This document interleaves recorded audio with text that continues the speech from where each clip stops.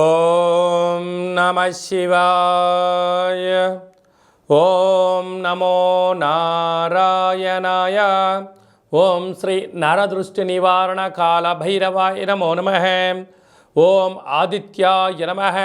ఓం సూర్య అరిష్టేతు సంప్రాప్తే సూర్యపూజాంచ కారయేత్. సూర్యధ్యానం ప్రవక్ష్యామి ఆత్మదోషపీడోప ఉపశాంతయే.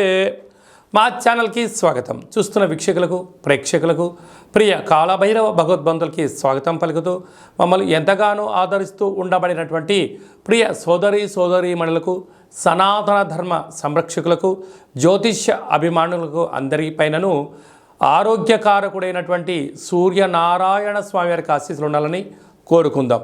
30 సంవత్సరాల తర్వాత రవి భగవానుడు శని స్వక్షేత్రమైనటువంటి కుంభరాశిలో శని అక్కడగా ఉండబడినటువంటి శని చేత రవి 30 సంవత్సరాల తర్వాత కుంభరాశిలో సంచారం చేయడం జరుగుతుంది. ఆరోగ్యకారకుడు సూర్యుడు, అనారోగ్యకారకుడు సూర్యభగవానుడు కలిపి ఏకరాశిలో సంచారం చేసినప్పుడు ఎవరికి ఎలాంటి ఆరోగ్య పరిస్థితులు లేకుండా సంపూర్ణ ఆరోగ్యాలు ప్రసాదించాలని కోరుకుందాం. 14/2/2024 నుండి 14/3/2024 వరకు రవి భగవానుడు కుంభరాశిలో సంచారం చేయడం జరుగుతుంది. కనుక అందరిపైన సూర్యుడి యొక్క ఆశీస్సులు ఉండాలని కోరుకుందాం.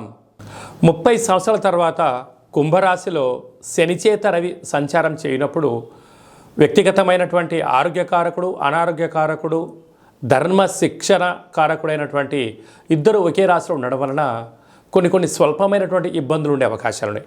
ఇలాంటి కాల సమయంలో 4 శనివారాలు ఉప ఆవాసం చేసి నేల మీద పడుకోవడం, తెల్లటి నువ్వుల పచ్చడి తినడం, 4 ఆదివారాలు మద్యమత్తు మాంసాలకు దూరంగా ఉండడం వల్ల ఎలాంటి దోషాలు లేకుండా మనల్ని సంపూర్ణంగా ఆయురారోగ్యాల్ని ప్రసాదించడం జరుగుతుంది.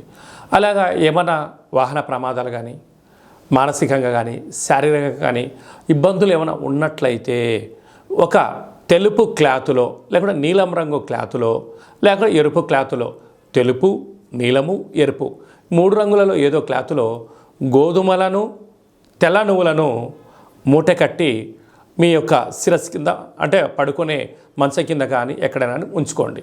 ఆ 2వ రోజు వీటిని తీసుకుని వెళ్ళి గోమాతకు కానీ, ప్రవహించే నీటిలో కానీ సమర్పించండి.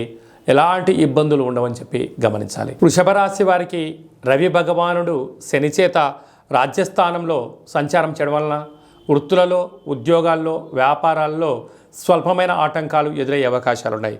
కనుక పై అధికారులతో గౌరవంగా ఉండండి. సహా ఉద్యోగస్తులతో ప్రేమతత్వంతో ఉండండి.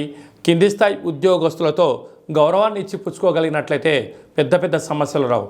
లేకపోతే ఇంట్లో కార్ డ్రైవర్ల ద్వారా కానీ, పని మనుషుల ద్వారా కానీ అంతర్గతమైన శత్రులు పొంచి ఉన్నారు. తస్మాత్ జాగ్రత్త.